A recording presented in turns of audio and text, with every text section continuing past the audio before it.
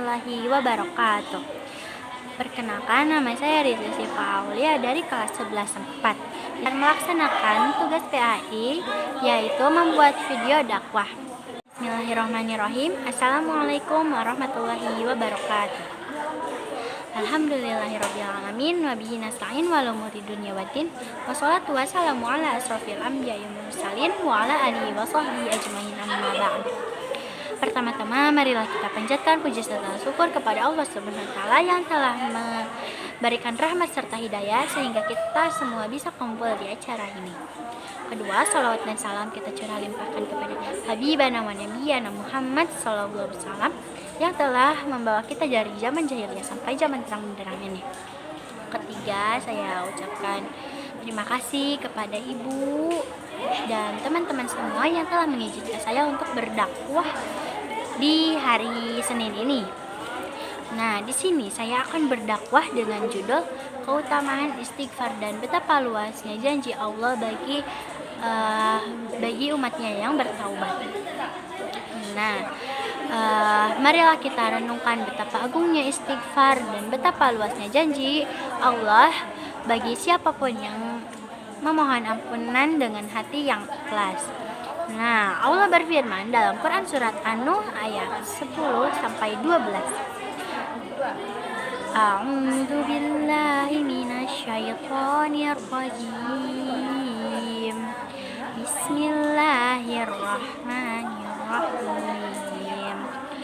Faqultu astaghfiru rabbakum innahu kana ghaffara yursilis samaa 'alaikum midrara wa yumdidukum bi amwalin wa banina wa yaj'al lakum jannatin wa yaj'al lakum anhara. Shadaqallahul 'azim. Yang artinya, maka aku berkata kepada mereka, mohon ampunan kepada Tuhanmu, sesungguhnya Dia adalah Maha Pengampun. Niscaya Dia akan mengirim hujan lebat dan langit kepadamu, dan memperbanyak harta dan anak-anakmu, dan mengadakan untukmu kebun-kebun serta mengadakan pula di dalamnya. Quran surat An-Nuh ayat 10. Nah, ayat ini menunjukkan bahwa istighfar bukan hanya untuk menghapus dosa, tetapi juga memperbanyak pintu rezeki, ketenangan, keberkahan hidup, dan pertolongan Allah. Betapa luar biasanya janji Allah bagi orang-orang yang tidak latih memohon ampunan. Jamaah yang dimuliakan Allah, istighfar bukan sekedar ucapan astagfirullahalazim, tetapi sebuah pengakuan bahwa kita adalah hamba yang lemah, penuh dosa, dan sangat membutuhkan rahmat Allah Subhanahu wa taala. Orang yang membiasakan istighfar bukan berarti tidak pernah melakukan dosa, melainkan orang yang tidak sombong dan peduli kepada Tuhannya. Nabi Muhammad SAW manusia yang paling mulia dan sudah dijamin surga. Beristighfar beristighfar tidak kurang dari 70 hingga 100 kali setiap harinya. Kalau Rasulullah yang maksum saja beristighfar, kenapa sedemikian banyak? Bagaimana dengan kita yang penuh dosa setiap saat? Nah, selanjutnya ada manfaat keutamaan istighfar. Yang pertama, itu ada menghapus dosa dan menyucikan hati.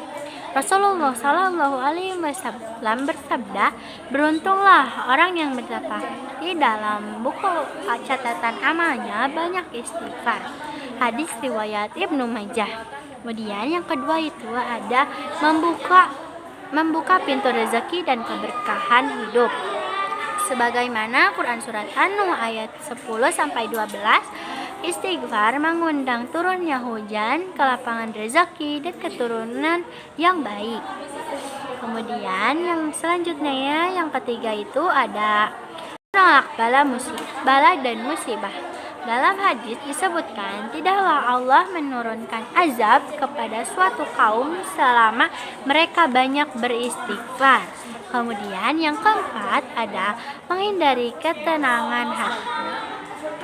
Yang keempat ada menghadiri ketenangan hati, karena istighfar membuat hati merasa ringan, tidak dipenuhi bala dosa dan penyesalan.